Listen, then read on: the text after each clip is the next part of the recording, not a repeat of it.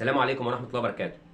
أعزائي المشاهدين والمتابعين، أهلا بكم في حلقة جديدة من حلقات الكرة مع العمدة. بورسعيد عايزة إيه؟ عايزة تكسب كأس الرابطة إن شاء الله، عشان نفرح الفرحة اللي كلنا منتظرينها من سنة 98. يعني ده المفروض وقت تركيز، وقت اتحاد، مش وقت تفرقة وخلافات، عشان ربنا يكرمنا ونحقق الهدف اللي إحنا قريبين منه. المصري تعادل 1-1 مع غزل المحلة في الدوري. وإيه يعني؟ المصري معرفش يوصل للمركز الخامس. برضه ايه يعني؟ المهم عندي كاس الرابطه، لانها اولا بطوله رسميه، وثانيا بطلها هيلعب في كاس السوبر المصري. هتقول لي ما هو المركز الخامس في الدوري مهم عشان البطوله العربيه. هقول لك ما اضمنش.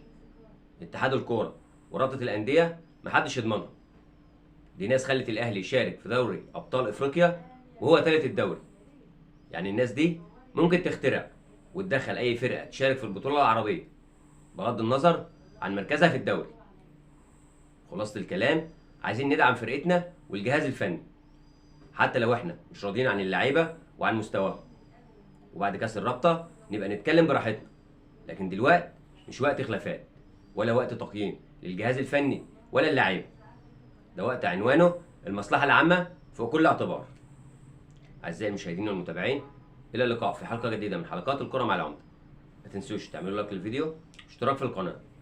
دمتم في رعايه الله.